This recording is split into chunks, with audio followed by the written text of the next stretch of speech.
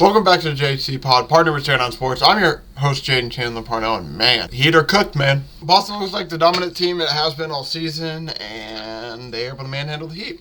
Sure, without any further ado, we're just going to hop right into it, talk about some NBA playoffs. Yeah, we just talked about it. Heat cooked. Boston wins the series 3-1. The Heat just couldn't score, and you could tell that they were missing their, three top scorers at this point? In that game, for sure, they're missing Terry Rozier, Jaime Jaquez, three of the top four, I guess, because Bam Adebayo is still there. But they're missing Jaime Jaquez Jr. They've missed Terry Rozier the whole series, who they traded Kyle Lowry for. And funny enough, they traded him because of Kyle Lowry's injury history and being careful, and just because he's older. Kyle Lowry ends up playing more than Terry Rozier down the stretch. Funny how that shit works. I was okay with the trade, but man, does that fucking suck. No Terry Rozier. No Jimmy Butler.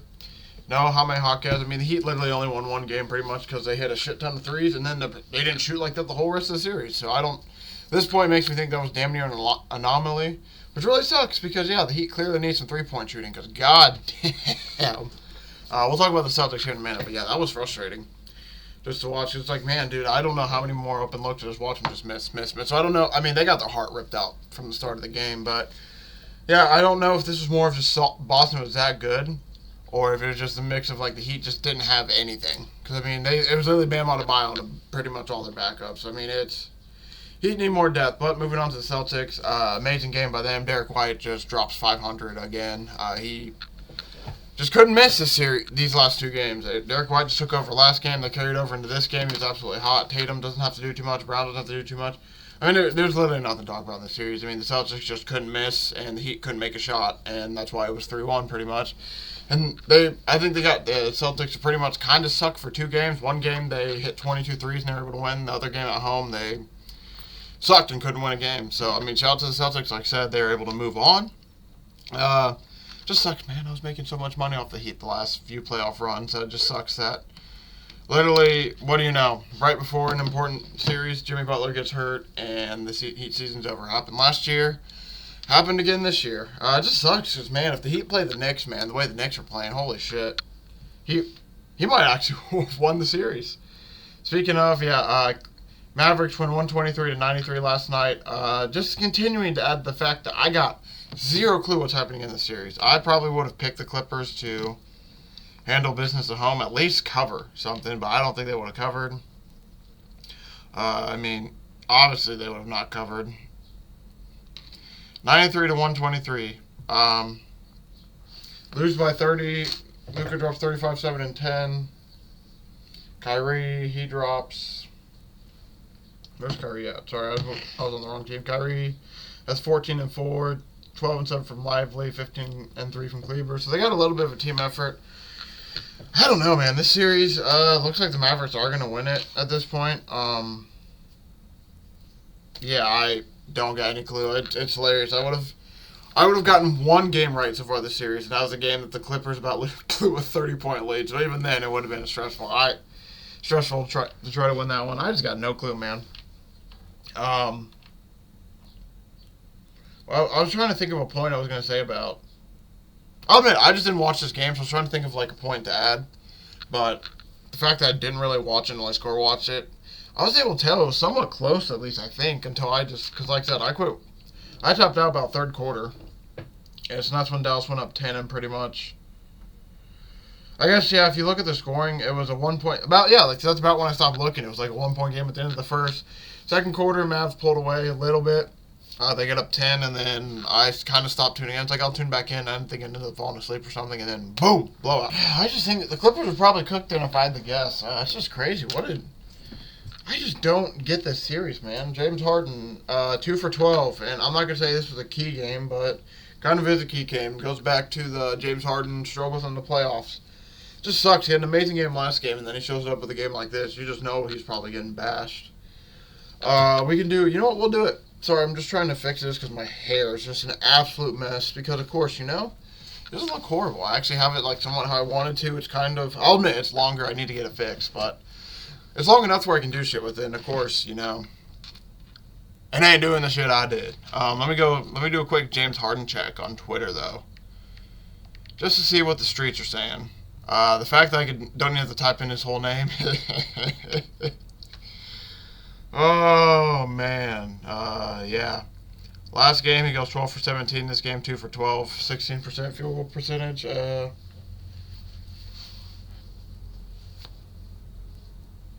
Yeah, it looks like Jaden Hardy outscored James Harden in this game in 5 minutes. Oh, man. Yeah. James Harden got cooked from the sound. It's on Twitter. Sounds like James Harden didn't have a good game. But yeah, like I said, I got no clue in this series now, so it leaves us to, I guess tomorrow we're going to have Clippers, Mavs. I want to take Clippers just because of the fact that I think the Mavs are going to win this and seal it, so I want to take Clippers plus 7.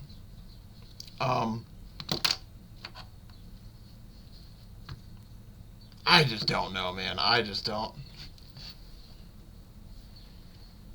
It just sucks. So the Clippers actually do have a pretty solid team, so I think there's a realistic chance. It just sucks. Like games, I'll admit, the game's tomorrow. Cavs up 3-2, Mavs up 3-2. I'm not going to act like I don't care about these series, but I kind of don't care about these series.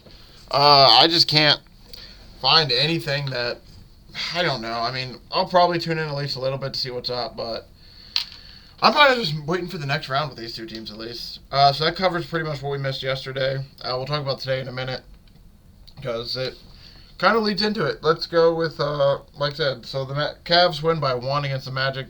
Magic actually kept it close. This is on April 30th, by the way. Paulo drops 39, so I might look for Paulo too. It's just so weird. He dropped 24, 21, 31, 9, 39. Paulo's been having a really good start so far. So yeah, I think that when it comes to Mavs, Cavs, I think that does go 7. I think the Mavs are going to win the next game, so I might look to get some action on the Magic. We'll have to see. I'm not 100% sure. Like I wanna do it, but I can't get myself to pull the trigger. It's one of those situations. We'll check the odds in a minute. Moving on. Pacers lose to the Bucks 112 to 192. That was actually somewhat concerning. I understand that the Pacers were on the road, but prime opportunity to close it out 3-1. No Dame, no Giannis. Middleton drops 29 and 12. Obviously, he got help from somebody else because he didn't do it alone. Bobby Portis drops 29 and 10, 12 and 3 from Lopez. Pat Bev drops in 13, and Malik Beasley again with a solid 18. Back-to-back good games for him. But yeah, this one was really concerning. The Pacers weren't able to close it out because now there's a chance that Dame and Giannis are going to come back. And to make it even worse, Halliburton's injured. So that makes it even worse. I'm assuming he's going to play, but he's okay. So he should be Thursday. He's probably going to play Thursday if I had to guess because they get a chance to clinch the series and they got a chance to clinch it in Indy. But the big questions are going to be about Giannis and Giannis and Dame because Chris Middleton's probable as well. So yeah, if they can get Giannis and Dame back, it's going to be very, very, very scary. I won't lie. I'm going to be very scared for the Pacers if the Bucks are able to get their guys back. And then we'll go to the Knicks 76ers improbable game. The Tyrese Maxey game. It was the Jalen Brunson game and then turned into the Tyrese Maxey game. Tyrese Maxey, 7 points in like 20 seconds. Josh Hart's missed the free throw. Tyrese Maxey comes down and 1-3. And then I think that... So I forget. I think I put him up just 1 maybe. We're going to check. We're going to go back to the good old play chart. So, yeah, Kelly Oubre makes a layup. So, this brings into the... So, this basically what happens after this is Deuce McBride gets a chance. The whole arena yells Deuce as he drills a free throw line jumper. Mitchell Robinson... And then this is where... So, after that happened, the whole arena liked it. They go, Deuce. The whole place erupts. Madison Square Garden's like, all right, we're up about... I think they said 6 at this point. So, it's about 6. Tyrese Maxey... Yeah, so they're up 6. That's exactly what it is. Tyrese Maxey dribbles down. Pretty much gets Mitchell Robinson on him, pump fakes. Mitchell Robinson literally jumps into him, dumb decision. And then Tyrese Maxey gets a foul. Foul called and 1, something that usually never goes in. I won't lie to you. After that went in, I'm like, you gotta be fucking... There ain't no way. Man, shout out my boy I'll shout out his name for this. Shout out my boy Jaron, who's like, we were talking about this Knicks game. He's like, man, I'm enjoying this. I'm enjoying this little sweat. It's making it a lot more worth it so far. I'm like, I ain't gonna lie to you. I just want to blow out this game because I do not want the 76ers to be hanging around. Sure enough, look what happens when they hang around. I'm not gonna say I called this shit because trust me, I wanted the Knicks to win. But shit. Like I said, he hits a 3, he hits the and 1 free throw, hits that too, and then they fouled Josh Hart, who misses the first free throw. After he missed the first free throw, I'm like, Jesus Christ, the Knicks are going to lose this, aren't they? Like, it already started to set in my head. It's like, oh my God, they're going to let them get back in this, aren't they? Hart makes the second free throw at least. All they got to do is either foul or not let him make the shot. Tyrese Maxey hits it like a 32, 35-foot three-point jump shot, makes it. Jalen Brunson misses a shot. They go to OT. The clutch OT performance by the Knicks. Not the Knicks. The Knicks were not clutch in OT. Pretty much when 76ers took OT, they started to pull away, and then it was a 2-point game. Brunson jumps up in the air, thinks Hartenstein's going to sit in the corner. He passes it. Hartenstein cuts. It goes out of bounds. Game over. Knicks are up 3-2. They still have a chance to win. I'll probably bet them tonight if we're being realistic, just because they're odds, but I think the 76ers might steal it in 7. Especially if the Knicks lose tonight, I'm going to be pretty distraught when it comes to their chances of winning. Like, they got to win tonight. I know they can't even risk it coming back to Madison Square Garden. Like, I understand Madison Square Garden's going to be loud. I understand it's going to be a great atmosphere, but if they get to Game 7, I think that they're going to be able to steal it. I mean, regardless, though, I think that it just sucks. So these two teams, I think, absolutely spent themselves now in the series. Yeah, I like that. I think these two teams absolutely are just spent. So that's going to bring us to... Actually, let's look at the playoff leaders. Actually, we'll do that in a second. Like I said, it's going to... So now looking at the standings, Nuggets are playing the Timberwolves. Both teams just kind of resting. Celtics move on. They're just kind of chilling now, waiting. Sorry, I don't know why it's not... It didn't update. Whatever. I know what it is. We'll be good. Yeah, I just didn't update. Knicks, like I said, up 3-2. I guess they don't know who the Celtics are playing. That's why it's moved on. That makes sense. So, yeah, like I said, Nuggets move on. Wolves move on. Celtics are moved on. Knicks up 3-2. The Bucks are down 2-3. Cavs up 3-2. Thunder already moved on. And we have the Clippers, who are now down 2-3 to the Mavs. Going to be an interesting little finish to round 1. If you want to go by the points per game leaders, by average, it's 34.4 Jalen Brunson. Maxey's right behind him, 32. Rebounds per game, Jokic has 16.2. AD has 15.6. So AD's numbers going to be locked in there, since obviously they're eliminated. And then assists per game, you got Jokic with 9.8. Hallie with 9.2. Steals per game, LeBron James is the leader with 2.4. That's going to stay unless somebody passes it. Chet Holmgren, leader with blocks and 2.8. We don't really care about field goal percentage, three-point percentage, whatever. DeLon Wright is the leader with 600, though, for the Heat, with 60% pretty much. So obviously that's probably going to stay unless somebody just starts going nuts. Herb Jones finished with 1,000 free throw percentage, so I guess that stays. Same with Jason Prince, shout out. Josh Hart, minutes per game with 46.4. I mean, dude literally is averaging a whole game right now.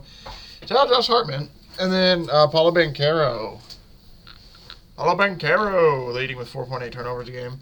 Yeah, like I said, though, this is going to be an interesting finish to the series. We got Pacers looking to close it out tonight. Knicks can close out tonight. I hope both these teams close it out tonight. I don't know if I can be on the Pacers necessarily. We'll see. I'll find a way to maybe get on them. Just 8.5 is too big. Way too big, even though I think they win. I'm excited, though, to watch both these games tonight. Of course, the Pacers play at 6:30, though. There's only 2 games on tonight. Why are they at... I hate when they do this dumb shit. Like, there's only 2 games on tonight. Who are they scared of, like, taking the game from them? Just sucks. Yeah, the game. I don't like how the game starts at 6:30. It's whatever, but personally for me, it's like why can't I start at 7:38, man? Just start a little bit later, but it's okay. It will be nice though, because that means hopefully both these games will be done by midnight tonight. I'll admit, that's been a bigger issue I think being on the Eastern time lately. Is that all these games are finishing by like 12:30, 12:45, 1 a.m. Like, god damn, dude, I want to go to bed. A young man's tired. God damn. Yeah, no, but like I said, very excited for this NBA playoffs to finish off. We got those 2 games today. Tomorrow we got Cavs in the Mavericks series. Cavs Magic, Clippers Mavericks. And that leaves us for Friday, Saturday. We got some Game 7 starting. So if Game 7, Pacers Bucks, Game 7, 76ers Knicks. But, for sure, I think starting is going to be the Timberwolves Nuggets. They have a TBD on the time, obviously, because they have some Game 7s potentially to be played. But, if this is not mistaken, that means, I believe, Saturday, we start round 2. That'll be the day to look for. Okay, you got that. And then, May 5th will be the other Game 7s with the Magic, Cavs, and then Mavericks, Clippers. But there's a chance, I'm assuming, too, that another game, round 1 game, will start there. I'm excited for that Nuggets Timberwolves series. I can't wait to break that down a little bit more. My buddy Rowan, shout out to him, he talked about, I think he said that the Nuggets take Game 1, but the Wolves take Game 2. We'll see. I mean, I think I said it right. It's either that or it's flipped, one of the two ways. I'm curious. Because, I'm not 100% sure how the series will go. So we're going to move on to some NFL probably real quick. But before we go to NFL, let's talk some standings real quick in hockey. Rangers swept the Capitals. Hurricanes won 4-1 against the Islanders. Florida Panthers won 4-1 against the Lightning. Bruins up 3-2 against the Toronto Maple Leafs, looking to close out tonight. Vegas Knights went up 2-0, lost 3 of the last games. Now it's 3-2 Dallas Stars. Vancouver Canucks up 3-2 against the Predators. Oilers 4-1 the Kings, and the Avalanche beat the Jets 4-1. That's crazy. Winnipeg won Game 1. I'm like, oh shit, they might actually win the series. Nope. Not a chance. They did not win the series at all. So yeah, that probably does it for the quick NHL burn, because like I said, I'm not paying total attention. So we'll combine this NHL/MLB. We'll quickly go over some standings. It's way too early for that shit, but Guardians so far. This is basically, we'll go off the wild card standings because this is way too early. I just want to talk at least some teams record-wise. Guardians lead the way in the American League, 20-10, 19-11 for the Orioles, 17-14 for the Mariners. And then you look at the wild card, you got the Yankees 20-12, Royals at 19-13, Red Sox 18-13. Tigers are 18-13, Twins are 17-13, Rangers 16-15, and then everybody else is below 500. With our lovely, lovely White Sox like 6-25. The worst team in the league is what I was trying to say. Trash ass White Sox, man. God damn, boy, they trash. Crazy, man. I went to a game in 2020, 2021, one of those 2 years. Watched Carlos Rodon almost throw a perfect game, and like, wow. White Sox might actually be good in my lifetime while I'm like an adult and actually pay attention. Hell no. Hell no. Atlanta Braves 20-9. They lead the way in the National League. Best record in the league. Brewers are 19-11. Dodgers 20-13. Phillies 21-11 are somehow in the wild card, even though they have a better record than all teams above them. I guess it's the losses. They played a few more games. Cubs are 19-12. Reds are 16-15. And then Mets, Nationals, both 15-15. My lord. And then everyone else below them is pretty much below 500. With the Marlins having 8 wins, Rockies having 7 wins. Yes, the White Sox have less wins than those guys. Oh man, it is weird to see the Astros at 10-20 start the year. I know they don't have Dusty Baker anymore, if I'm not mistaken, but still weird to see them with how dominant they've been. Just like a slow start. Gonna be curious to see when they turn it around. But like I said, it's way too early to go like super deep into baseball. I just at least wanted to briefly touch on it. I'm gonna talk to my boy Rowan hopefully within, I'll say the 2nd or 3rd week of May. So actually it'd probably be 3rd week or 4th. So we're gonna skip a week. And either that next week or the following week, we're going to try to have him on at least once a month, catch us up on some baseball. Didn't really do it last year, and I need to do it this year. I actually do need to do it. I think I found a day that will work for both of us, so I just need to double check with him, see if he wants to come on and talk some baseball. But yeah, without any further ado, we'll probably go straight into the NFL news. Think I'll save some draft talk for a little bit later. I don't think there's anything I really want to get into just yet with the draft. Still let some of the dust settle and everything, I believe. So yeah, I guess I forgot to talk betting odds for the NBA playoffs. So I guess, shit, yeah, Knicks +3, +130. Bucks are +8.5, +295. I guess we can look up some more series. Yeah, we'll just go ahead real quick. Look ahead real quick. Cavs are 4-point dogs to the Magic. I'll probably take the Magic -4 here for sure, just because of the way they dominated at home last time. Mavericks 8-point favorites to the Clippers. See, I might take Clippers +8 here, but at the same time, Luka seems to own the Clippers, so I'm good. Timberwolves 4.5 dogs to the Nuggets. That's Saturday night at 8:30 according to this app. That's gonna be nice. That's going to be a fun series, man. I am excited to watch that one. But yeah, that's a little bit of a look ahead. See if there's East playoff series. Obviously, you can't bet on the Heat or any of that stuff or any of those series. Man, bro. Just looking, I'm not going to lie, just looking at all my dead Heat tickets and all that stuff. Just all the... heartbroken, man. Heartbroken, I tell you what, heartbroken. You got the Magic to win the series at +320. That is actually kind of tempting, because if you think they can win both next... Only thing is I don't... They're going to... What are they at -4 right now? Or -4, what's the money line at for the... So the money line for the Cavs is +448. Oh, excuse me, I don't know why I keep yawning so bad. So I'm assuming it honestly might be worth it to take this +320, especially if you think the Magic are going to win tonight. This +3 or tomorrow, this +320 might be worth it, because I think that if they win this game, they're probably going to have their odds aren't going to be anywhere close to being 320, and they're already negative odds this game, so it might be worth it to do that. So yeah, like I said, I would seriously eye that Magic 320. I probably will sprinkle it some tonight. I'll be realistic. I'm going to be on Knicks probably +3. Maybe money line. We'll see. I know I really shouldn't do it, but god damn it, I'm going to do it like an idiot. Oh, when they lose, I'm going to be pissed off. I already know it. I already got it all planned out. Already getting ready for it. But like I said, if that hits, I might throw a little bit on the +320 for the series. I might hedge it actually tonight and throw 300. 300, Jesus Christ. I wish I was just confident enough that, let me throw 300 on the Knicks. No. I might throw a little bit on the +300 for the 76ers to win the series, because I do think there's a real chance they win the series, but Bucks are +840 if you think that one's going to happen. They do have Game 7 at home, but I don't think so. I might throw on this Magic and on the 76ers, because I think one of the two potentially are going to win the series. I just don't know which. So we're going to sit on that a little bit tonight. But those are two for sure I'm looking at. Moving to the West, you got the Clippers are +790, just moved. Apparently there's DK Metcalf trade rumors, which we will talk about here in a minute. Like I said, though, -1500 for the Maps to win that series. I'm probably going to stay away from that at that point. That one has nothing on it. And then if you look at the Timberwolves Nuggets, Timberwolves are actually dogs in the series. Not shocking. +164 though, so they aren't too much of dogs. So that's there if you like it. Series spread. I would assume that the Nuggets. I'd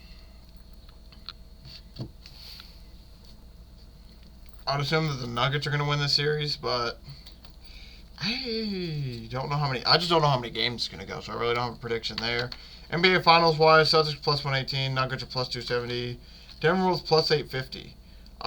Personally, for me, I think something I'm going to do is sprinkle a little on the Timberwolves, sprinkle a little on the Nuggets, and those are going to be the two that I ride with. I'm not riding with Magic, not riding with Bucks, not riding with Clippers, not riding with Pacers. Those are all massive odds. I'll just probably ride with those teams individually against Boston. It just sucks. Like I said, I think the Knicks and 76ers kind of beat themselves up too bad. So it's going to come down to a mix of the Pacers, Bucks, or Magic Cavs to beat the Celtics, because I'm just not sure it's fully going to happen. I think we're pretty much staring down either Nuggets Celtics or Timberwolves Celtics, potentially. So I'm going to sprinkle a little bit on the Timberwolves, man. +850 too. Kind of worth it. So yeah, I'm going to probably sprinkle for the finals on the Nuggets +270 and the Timberwolves +850. I think I'm going to do... I'm just debating if I want to wait or I'm just debating if I want to wait till after Game 1 or if I'm going to do it before Game 1. That's just the biggest question right now.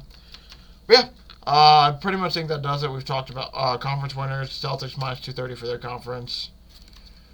The Wolves being plus. I would look at the West Conference for the mods. Everything's plus money, so I like that a lot better. When it comes to the East, I just can't pick a single side on that one. Celtics minus 230. I don't want to take the Knicks at plus 450, and then the Pacers at plus 1200. I don't trust them entirely. Bucks are plus 2400, and they have two of the bigger stars. So yeah, I got nothing really when it comes to that. Like I said, I'm gonna probably look for betting maybe the series at plus 300 for 76ers and Magic, but we'll see. We'll wait, see what happens with tonight.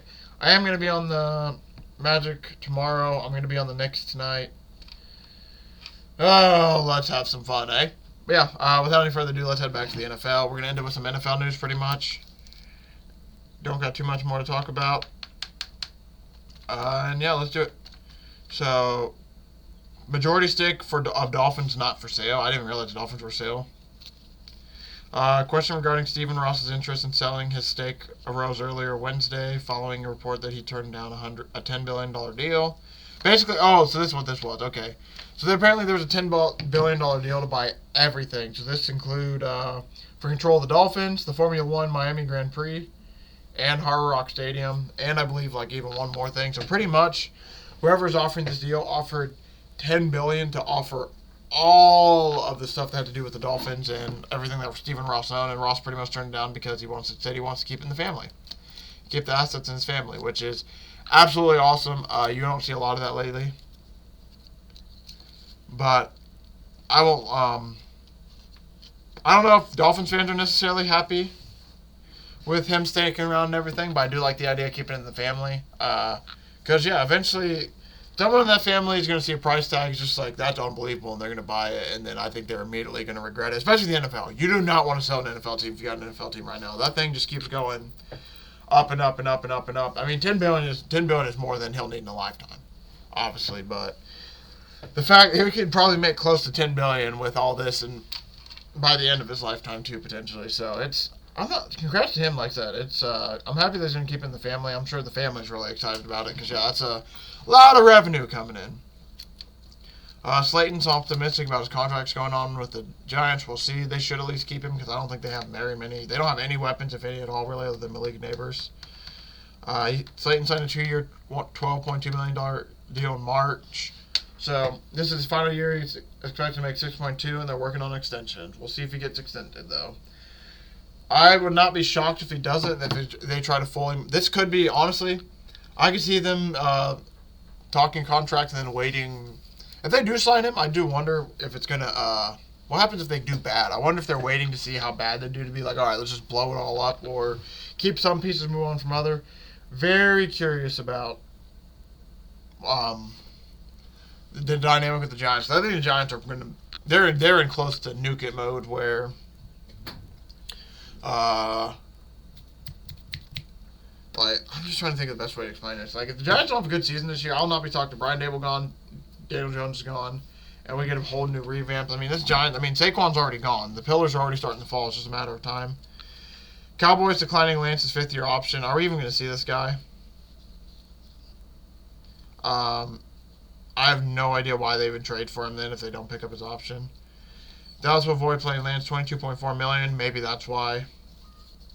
All that would have been fully guaranteed. Dallas acquired him, but they haven't done anything with him. I just don't know what to expect from Trey Lance because I don't. Yeah, I don't know. I guess they could keep him on the off chance in case Dak gets hurt, but I just don't know if we'll see him yet. Zeke, for sure, returned home. He's happy to be home. Shout out to Zeke for returning home. It's just going to be weird to see it. We talked about Tuesday. It's going to be weird to see the Cowboy, Patriot, Cowboy, and on the stat sheet. Kelsey said he wasn't going to hold out. That's not too shocking. Dude's living his best life right now. Shout out to Travis Kelsey. I mean, absolutely living his best life right now. Everything he could want's happening for him, pretty much. Panthers trolled by, wait.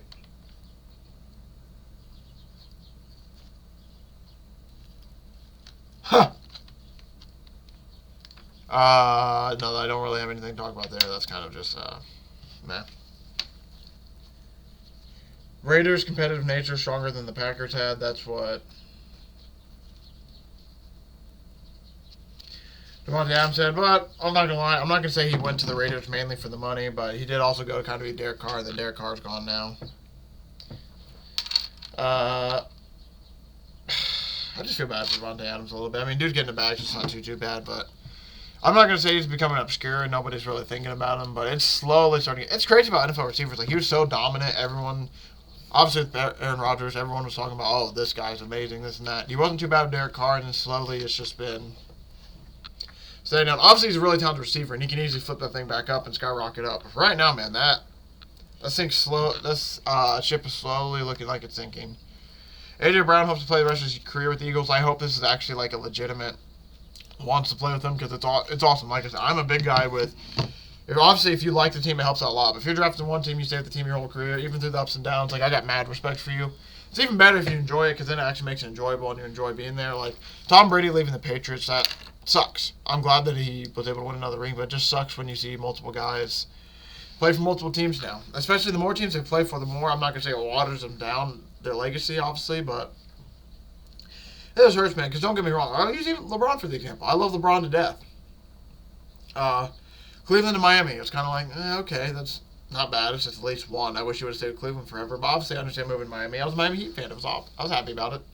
And then he goes from Heat to Cavs. So it's like, all right, you at least went back to the Cavs. It's not too bad. You at least went back to the team you were with. Then he went to the Lakers. It's kind of like, okay, now this is where it starts for me to get a little bit of the bad taste in my mouth. I would say that this is a personal thing, too. I'm a guy who likes seeing a guy in 1 to 2 teams max. Like, I understand the second team towards the end of your career because the one team kind of gives up. And you're like Peyton Manning. Peyton Manning only played for the Colts and Broncos. And even then, I wish he only played for the Colts. I understand the circumstances that happened, but you see situations like that, and it's kind of like, because now, especially because what happens? Now nobody sees Peyton Manning in a Colts jersey anymore. It's always Broncos jerseys, which really sucks, because Peyton Manning was literally the reason that I would say 85% of the state of Indiana fell in love with football at this, is because of how good he was. So it just sucks when you see all these teams move on a lot. Especially, I mean, I get it because there's journeyman guys. There's going to be journeyman guys. But I'm mainly talking about for those top guys. And A.J. Brown I would consider a top guy right now. Yeah, I mean, because it would just suck. Imagine seeing Tom Brady play for... Imagine if Tom Brady and Fitzpatrick flip roles, but Tom Brady still won all the Super Bowls and everything. Like, that shit would have been wild. You would have saw him in like 18 different photos. Like, wait, he won a Super Bowl with who? Bunch of stuff like that. So like I said, I have no issue with it. It's just... I love it when they stay on teams for longer. Chris Harris retiring after 12 seasons with the NFL. Shout out to him. He's part of the Broncos team that won a Super Bowl.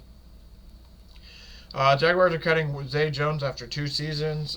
He's scheduled to make nearly $10.8 million. He'll probably he'll for sure get picked up by another team. He's not a horrible receiver. He's just, I don't know if he's like a big name guy. I'm not going to say average, but I would say it's above average. Average is slightly above average. Broncos are exercising Greg Newsome's 5th-year option. The Jaguars are not Jaguars are not using it on what's his name? Mac Jones. Mac Jones is not getting his exercise, but Greg Newsome is. T. Higgins wants to. Oh, I think we're caught up. Yeah, I think that potentially might do it for today. Unless there's something else I missed. I don't believe so. Excuse me. Yeah, I think we're good. I don't think there's too much more to talk about. Over this power rankings after the draft, I just want to see where the Colts end up in this random free agent draft. Just very curious. So far, they're not in the top 10. They're not in the top 12. Oh, man, they're way down here. They're going to say something bad about them, aren't they? They aren't in the top 20. They're 21. Donnie Mitchell was a solid value pick, but Indy's fortunes on playing wrestling quarter. Oh, yep. Imagine that.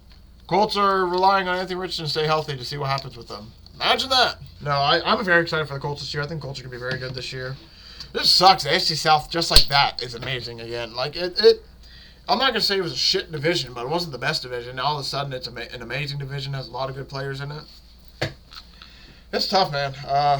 Because, I mean, it's just they went from being the bottom of the league, the AFC South for a bit, to now, like, there's, I would argue, almost 4 really, really, really good teams.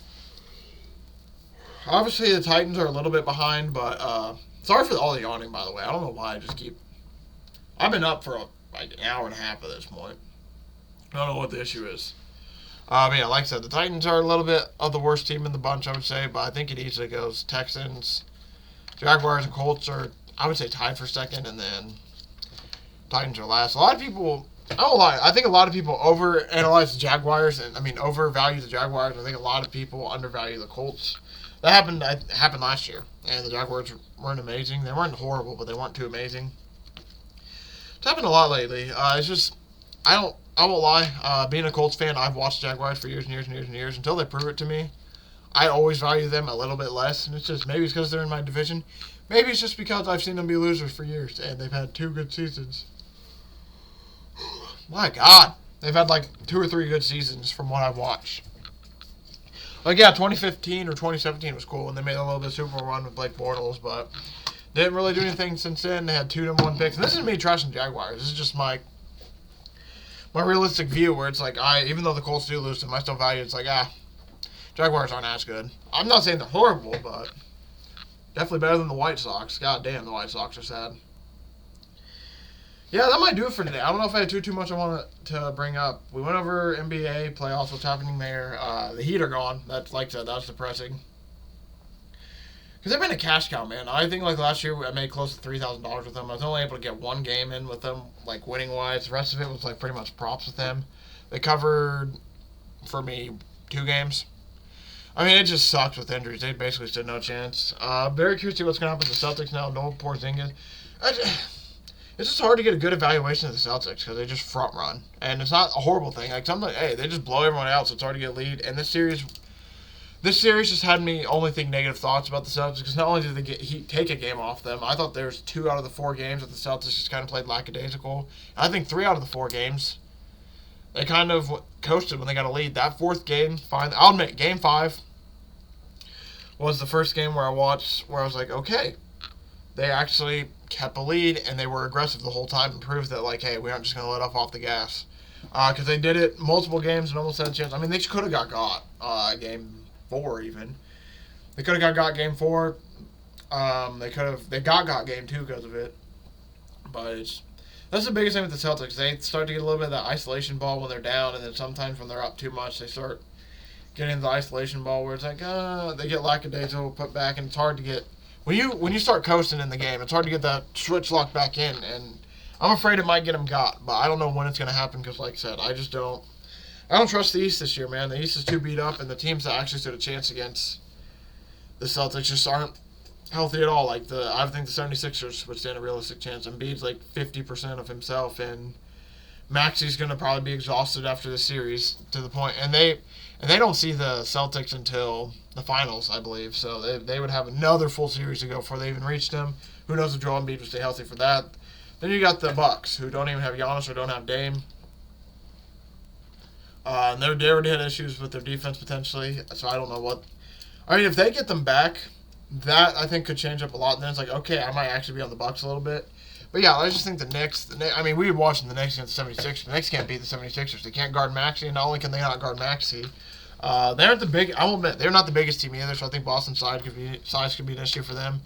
And then when it comes to the Pacers, I mean, I think the Pacers might have a chance, but they're young, so I just don't know if they got it all there. Yeah, and then like the West is going to be a coin flip. You got the Thunder who are really good. You got the Pelicans who are really good. You got the Nuggets who are the defending champions for a reason. And then you got the war that's happening between the Clippers and Mavs, and they're pretty much just going to play. The winner plays the Thunder, who are just kind of sitting there waiting for them. But that's going to do it for today. A quick wrap-up of the playoffs. I actually don't know. I think I'm appearing on Captain by Hook with my boy tomorrow. He's had a lot going on lately, so I don't know what's been popping off with him and his show. I'm assuming I'm going to appear on Friday, so I'm going to assume. Like I said, I assume. Because last time I said I was, he didn't have a show. So, like I said, I'm going to assume that we're going to. I'm going to hit him up later and see what's up. But yeah, if that's the case, feel free to check me out on Captain by Hook tomorrow around 8:30 Eastern. 8 to 8:30 Eastern, sometime around then. If not, I'll see everybody back in this feed on Tuesday to talk basically pretty much more NBA action, and then we'll probably start doing some we're about a month away from starting to do some deep dives into some of these NFL teams. So it's going to be fun to spend nice little month. Like I said, we're going to talk NBA playoffs most of the month, enjoy the NBA playoffs, talk a little bit NHL. Hopefully, we'll get my boy on, talk some MLB down the month. But yeah, and of course, the main one, NFL, baby. I can't wait to talk NFL. Like I said, I'm going to break down some of the teams here in June and July. There's a lot I do want to talk about. Just like what's going on in the league, stuff I'm looking forward to the next season. Like there's a lot of stuff like that I can talk about that's going to happen. Thank you all for watching. Thank you for all the support. Like I said, I really do appreciate it. Like I said, tomorrow, as a maybe, if I do, it's going to be about 8:30 Eastern on Captain by a Hook on the YouTubes. And then if not, I will see everybody back in this feed on Tuesday to talk some more ball.